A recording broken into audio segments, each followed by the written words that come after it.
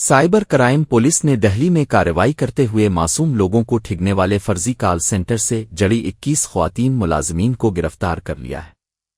Police کی تحقیقات کے مطابق لالچ دے کر دھوکہ دہی کرنے والے 3 اہم مراکز شیو مارکیٹ کے علاقے میں 3 افراد کے ذریعے چلائے جا رہے تھے۔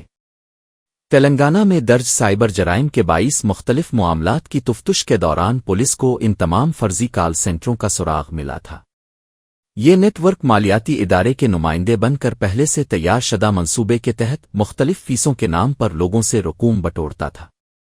جب پولیس نے چھاپا مارا تو اصل منتظمین موقع سے فرار ہو گئے، لیکن وہاں کام کرنے والی خواتین اور ایک بینک کھاتے دار کو حراست میں لے لیا گیا۔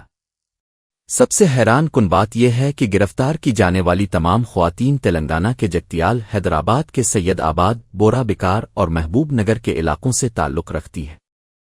پولیس نے تمام گرفتار افراد کے خلاف مقدمہ درج کر کے ان کے قبضہ سے اہم کمپیوٹر اور دیگر دستاویزات کو ضبط کر لیا ہے۔ اس وقت پولیس فرار ہونے والے اہم ملزمان کو گرفتار کرنے کے لیے مسلسل چھاپے مار رہی ہے اور کارروائی آگے بڑھا رہی ہے۔